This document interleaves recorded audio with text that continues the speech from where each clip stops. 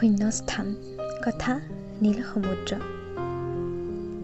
তুমি উভতি আহিবই লাগিব, হয়তোবা কালবৈশাখী জোৱাৰ অথবা গ্ৰীষ্মকালীন ৰৌদ্ৰৰ তপতপীয়া বুকুত ধাৰণ কৰি কোনোবা ক্ষণত।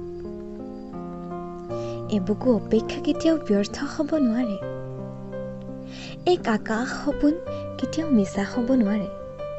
ভাল পাওঁ তোমাক, যদিওবা বুকুৰ পথাৰখন চন পৰিছে।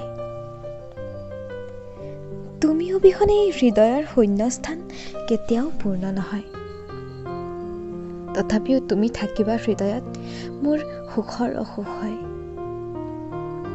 প্ৰতিটো ব্যৰ্থ মানুহ উভতি আহে, গাৰুৰ গিলিপত লাগি থকা চকুলো অথবা খিৰিকীৰ কাষত পৰা বৰষুণৰ টোপাল হয়। কোনোবা আহে মাজৰাতি অকলশৰে জীৱনাভিযানত পৰাভূত বিষণ্ণ যাত্ৰাৰ পথিক হয়। কোনোবা আহে বাৰান্দাত ৰৈ থকা অৱস্থাত চুমুক দিয়া চাহকাপৰ গৰম বতাহ হয় নিৰ্লজ ওঠৰ ফাকত। উভতি আহিবই লাগে কেতিয়াবা নহয় কেতিয়াবা। উভতি অহাটো জগতৰ নিয়ম হৈ পৰে গছৰ পৰা সৰা নিউটনৰ আপেলটোৰ দৰে। সন্ধ্যাতে ঘৰলৈ উভতা কাৰখানাৰ শ্ৰমিকৰ দৰে। গোলাপৰ পাপৰি অথবা এমুঠি সপোন। উভতি আহিবই লাগে। মোবাইলৰ স্ক্ৰীণত অচিনাকি নম্বৰ হয় টেক্সট মেছেজ অথবা মেছেঞ্জাৰৰ নটিফিকেশ্যন।